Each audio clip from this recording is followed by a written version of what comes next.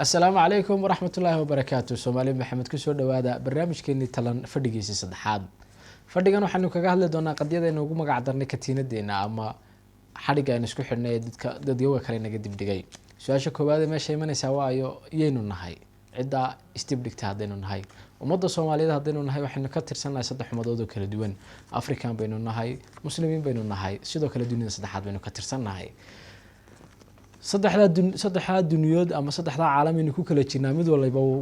wuxuu ka dambeeyaa dadkiisii ku horeeyay. Tusaale ahaan Soomaaliga maanta jira wuxuu ka dambeeyaa Soomaaligii kadib dhacsan yahay Soomaaligii hore jiray.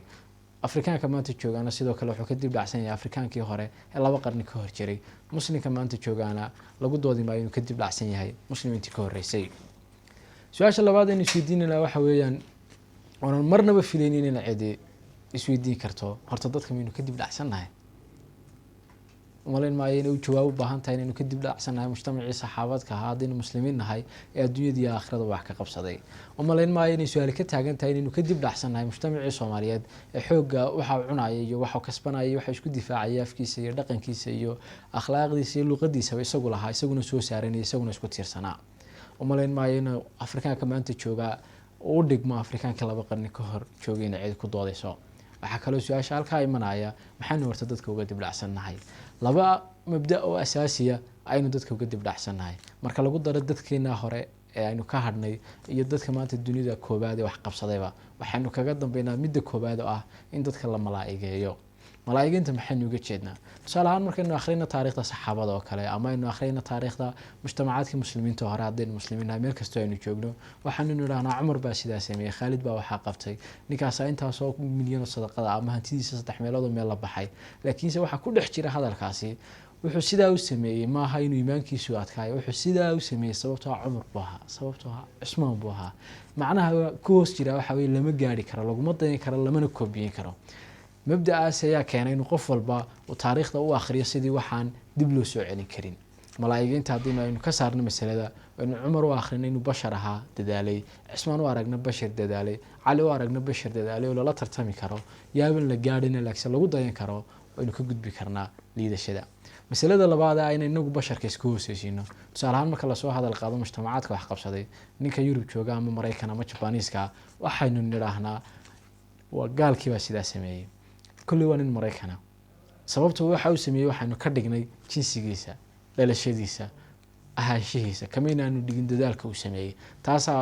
nafteena ku sababaysa inaynu marka koobaad go'aan ka gaarno waxa uu sameeynaa sameyn karin waxaan soo qaadanaynaa laba qodob oo islaahay marka koobaad waa la inaga horeeya aan ku xidhnayn dawlad ku xidhnayn falsafad ku xidhnayn aqoon badan ku xidhnayn hanti badan ku xidhnayn sharci iyo dastuur iyo qaanuun iyo doorasho wax la mid ah toona labada qodob waxa weeye xoogsiga iyo waxbarashada xoogsiga hadaynu ka horeyno mujtamacaadka maanta adduunka jooga wax ka qabsaday dunida koobaad ku jira ruuxda xoogsigu qof walba individual bay ugu jirtaa ninna kuma tashanayo qofka kale jeebkiisa ninna kuma talagelayo inuu qofka kale noloshiisa ku dul noolaado ninna kuma talagelayo inuu reer kale wax ka daba suugo qof walba noloshiisa uu tashanaya noloshiisa uu shaqaysanaya cid wax gaarsiin karin uu gaarsiinaya laakiin qof ku tashanaya inuu noloshiisa oo dhan qof kale ku dul noolaado ama cid kale wax siiso ama la yaabaya haddii wax la siin waayo mujtamacaadkeenu baa laga helaa qodobka labaad ah waxbarashada qof kastoo mujtamacaadka ku nool ee xirfad kasta uu isleeyahay waxay ku tari kartaa jeebkaaga kordhin kartaa positionkaaga bulshada ku leedahay kordhin kartaa shaqadaada kartideeda kordhin kartaa way badan tahay sababtaas loo arkaa college-yada iyo meelaha xirfadaha lagu barto in ka arday badan yihiin jaamacadaha waaweyn ee aqoonaha culus lagu barto waxaan tusaale soo qaadanaynaa haddaynu ka tagno mujtamacaadka galbeedka 500 sano ama 300 sano soo horumarayay mujtamacina la mid ah 60 sano ka hor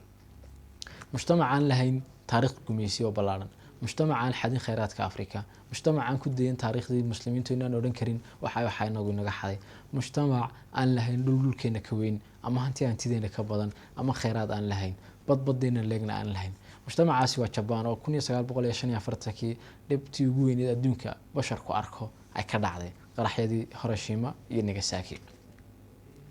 mujtamacaasi wuxuu awooday 50 sano wax ka yar inuu dunida koobaad ku biiro umaleyn maayo waxyaabaha la inaga horeeyay inay ahayd in mujtamacaasi u dhashay ka horeynta bulshooyinka kale marbu ina lamid ma aha maaha inaga liitay laakiinse labada xaraf aynu soo sheegnay oo qof kastoo Japanese lafta kaga jirta ayaa sababtay iyo waxyaabaha kale ay dawladuhu qabteen inay heerka gaadhaan